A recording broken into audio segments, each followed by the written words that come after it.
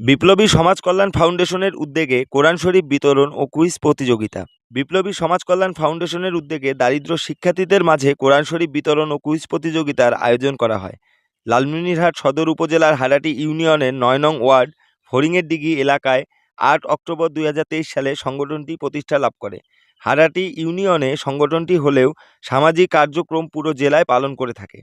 এরই ধারাবাহিকতায় গত শনিবার ২৮ জুন লালমনিরহাট সদর উপজেলার বড়বাড়ি ইউনিয়নের হজরত ফাতেমাতুজ জোহরা রাদিয়াল্লাহ মহিলা মাদ্রাসাতে পবিত্র কোরআন শরীফ বিতরণ, কুইজ প্রতিযোগিতা এবং শিক্ষকদের জন্য সম্মাননা উপহার প্রদানের এক মানবিক কর্মসূচি পালন করে সংগঠনটি। সংগঠনটির সদস্য মোসাম্মদ মিম আক্তার বলেন, বিতরণকৃত কোরআন শরীফগুলো গরিব এবং অসহায় শিক্ষার্থীদের হাতে তুলে দেওয়া হয়েছে, যারা ইচ্ছা থাকা সত্ত্বেও নিজেরা কোরআন সংগ্রহ করতে পারে না। গরিব এবং অসহায় মানুষদের জন্য বিপ্লবী সমাজ কল্যাণ ফাউন্ডেশনের সর্বদা এগিয়ে আসবে বলেও আশ্বাস দেন সদস্য মিম আক্তার। বিপ্লবী সমাজ কল্যাণ ফাউন্ডেশন এর প্রধান নির্বাহী কর্মকর্তা মোহাম্মদ নূর মোহাম্মদ বলেন, পবিত্র কোরআন শরীফ হচ্ছে আল্লাহর পক্ষ থেকে পাঠানো জীবনযাপনের জন্য নির্দেশনা গ্রন্থ। আমরা চাই এই পবিত্র গ্রন্থ এমন সকল মানুষের হাতে পৌঁছে যাক, যারা আর্থিক সীমাবদ্ধতা থেকেও জান্নাতের পথে হাঁটতে চায়।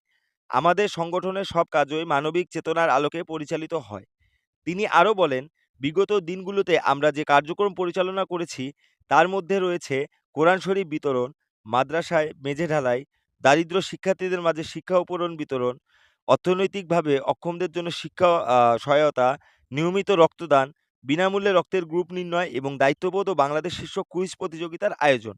আজকের এই ছোট উদ্যোগের মাধ্যমে আমরা চেষ্টা করেছি এই বড় বার্তা দিতে, কোরআন শুধু পড়ার জন্য নয়, তা বোঝা এবং জীবনের বাস্তবায়নের জন্য ইনশাআল্লাহ আমাদের এই কাজ অব্যাহত থাকবে এবং আরও বড় পরিসরে সম্প্রচারিত হবে।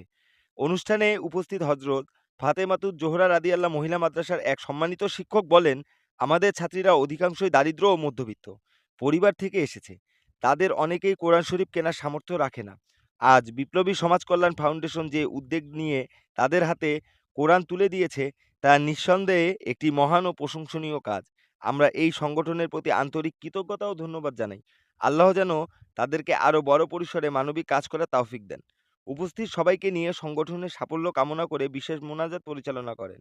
মোনাজাতে শান্তির, শিক্ষার্থীদের সুশিক্ষা ও দেশের কল্যাণ কামনা করা হয়। ক্যাম্প আছে। আমরা চেষ্টা করব যে কখনো যদি সুযোগ হয়, হুজুর যদি আমাদেরকে ইনভাইট করে, আমরা এখানে এসে রক্তের গ্রুপ নির্ণয় একটা কার্যক্রম করব। কারণ এখানকার পরিবেশটা আমি যতটুকু দেখলাম এবং তোমাদের সাথে যতটুকু কথা বললাম, আমার অনেক ভালো লাগছে।